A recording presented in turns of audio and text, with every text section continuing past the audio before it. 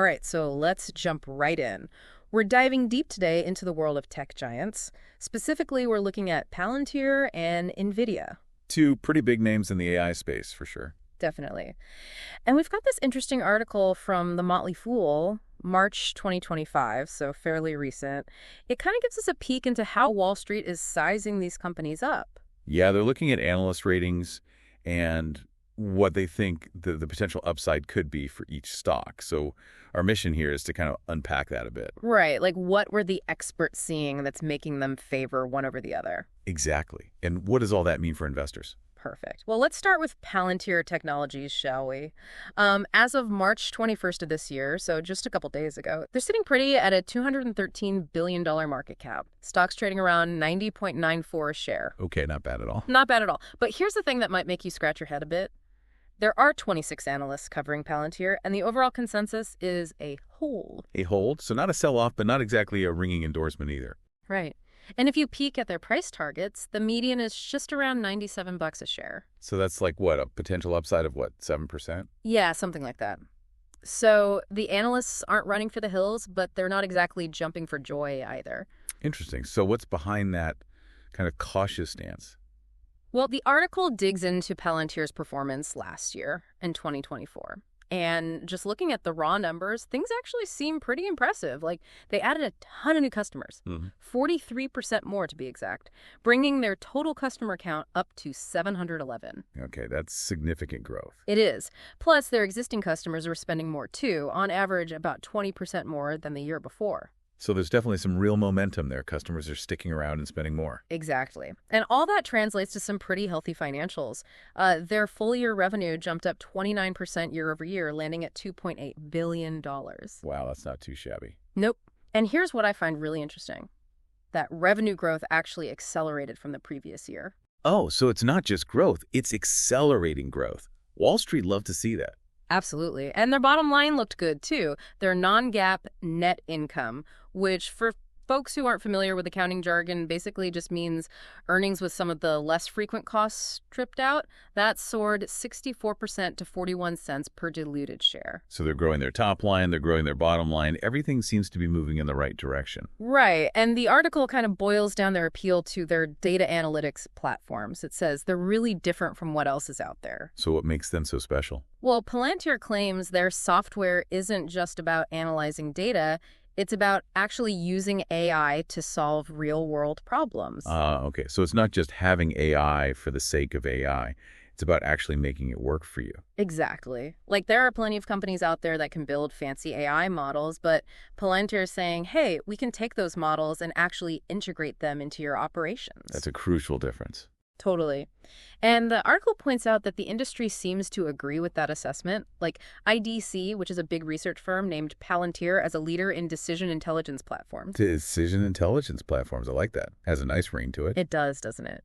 And then there's Dresner Advisory Services. They put Palantir high up on their list of top vendors for AI, data science, and machine learning platforms. Okay, so they're getting some pretty serious recognition. They are. And all this is happening in a market that's poised for, like, explosive growth. Huh. IDC estimates that by 2028, the AI platform market is going to be worth $153 billion. $153 billion. That's a lot of billions. It is. And they think sales are going to increase by something like 40% every year between now and then. So the opportunity for a company like Palantir is huge. Absolutely massive. But, and this is a big but, there's a catch, the article points out that Palantir's valuation is, well, let's just say it's not cheap. Yeah. High growth usually comes at a price, right? It does. Their stock is trading at a price-to-earnings ratio of 220. 220. So investors are paying $220 for every dollar of earnings Palantir generates. That's a lot of faith in future growth. It is. And while their earnings are projected to grow by a decent 37% this year, that still gives them what's called a PEG ratio of 5.9. Okay, now I know we've thrown a lot of acronyms and ratios at our listeners, but the PEG ratio is important because it basically tells you if you're paying a fair price for the growth you're expecting. Right. And generally, a PEG ratio over 1 can be a sign that a stock is a bit overpriced compared to its growth potential.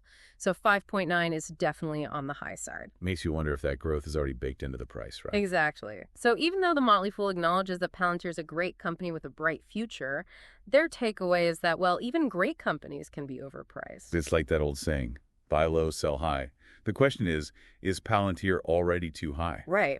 So they suggest that investors might want to either wait for a dip in the price or maybe just keep their investment in Palantir relatively small for now. Interesting. Okay, so we've got Palantir, strong growth, impressive technology, but a really high valuation that's giving some analysts pause. Exactly. All right, now let's switch gears and take a look at Nvidia. Oh, I see what they're up to. As of, again, just a couple days ago, March 21st, their stock was sitting at 117.64 a share. All right.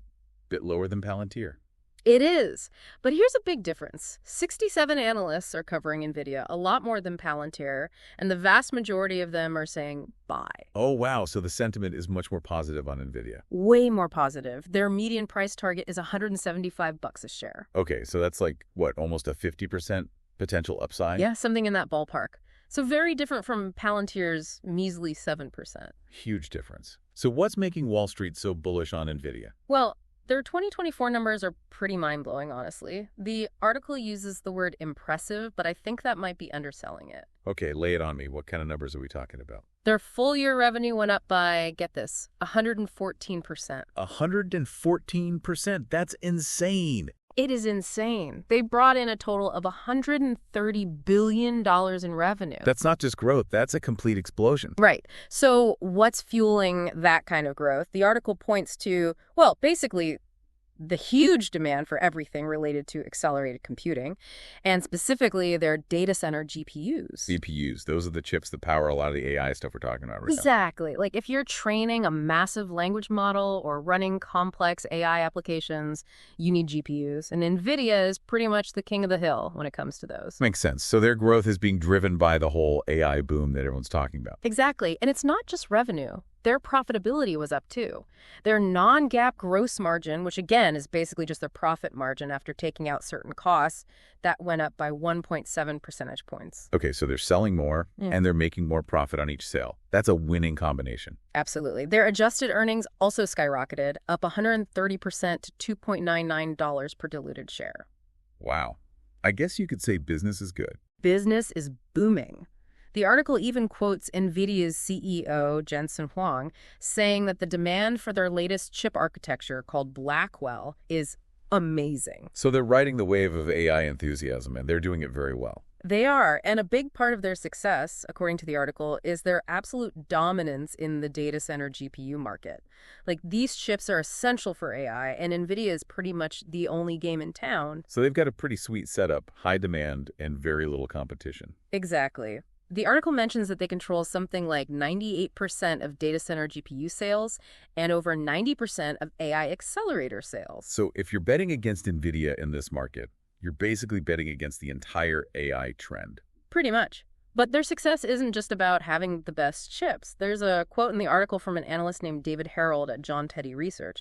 He says that one of NVIDIA's biggest advantages is their vertical integration across hardware and software. Vertical integration. Now, that's a bit of a business jargon term. Can you break that down for our listeners? Sure.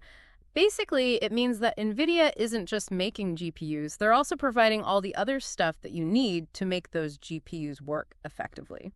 So what kind of other stuff are we talking about? Well, they make the interconnects, which are like the little highways that let the GPUs communicate with each other really fast. They make the networking equipment that moves all the data around the data center. And increasingly, they're even making their own CPUs. Okay, so they're not just providing the engine. They're providing the whole car. Right. And on top of all that, they have this really powerful software platform called CDA that makes it super easy for developers to build and run their AI stuff on NVIDIA's hardware. I see. So they're making it as simple as possible for people to use their products. That's smart. Very smart. David Harold, the analyst we mentioned earlier, is quoted saying, "It's always easier to buy from a single company than from multiple vendors." And that's basically NVIDIA's strategy in a nutshell. They want to be the one-stop shop for all your AI needs. And that makes it really tough for competitors to, even get a foot in the door. Exactly. And as we talked about earlier with Palantir, this is all happening in a market that's projected to grow like crazy. Right, that $200 billion in AI infrastructure spending by 2028. Yep. But NVIDIA's potential goes even further than that. They're also making moves into things like embedded systems, which are the brains of self-driving cars and robots. Oh, yeah, I've heard about that. Like those little Nvidia chips that are going into all sorts of devices. Exactly. And they're getting into AI software, too, so they're basically covering all their bases. They estimate their total addressable market to be over $1 trillion. $1 trillion. That's like an unfathomably large number. It really is. Yeah. All right, now let's talk about NVIDIA's valuation. Wall Street is expecting their adjusted earnings to climb by another 51% in their fiscal year 2026. So they're not just growing, they're continuing to grow at a really fast pace. Okay, so lots of growth on the horizon. But what about the price tag? Right. Well, considering that growth, their current valuation of 40 times adjusted earnings actually starts to look pretty reasonable. 40 times earnings. That's high, but not nearly as high as Palantir's 220. Exactly. And if we calculate their PEG ratio, using the same formula as before, we get a number that's way lower than Palantir's. NVIDIA's PEG ratio is just 0.78. 0.78 compared to Palantir's 5.9. That's a huge difference. It is. And the Motley Fool article says that this difference in PEG ratios is a big reason why analysts are so much more optimistic about NVIDIA than Palantir. So basically, they're saying you're getting a lot more bang for your buck with Nvidia. More growth for a lower price. Exactly. So, to sum it all up, we've got two companies that are both riding the wave of the AI revolution, but Wall Street is viewing them very differently. Palantir, despite its strong growth and market leadership, is getting a hold rating and a relatively small potential upside. Because investors are worried that they're already paying too much for that growth. Exactly. NVIDIA, on the other hand, is getting a resounding buy rating and a much larger potential upside. Because their valuation is more attractive relative to their expected growth. Right. So the big takeaway here is that even in a hot market like AI, valuation still matters. You can have two companies with great products and tons of potential, but if one is priced much higher than the other, investors are going to be more cautious. Absolutely. It's all about finding that balance between growth and value. Right. And that brings us to a question for our listeners to ponder.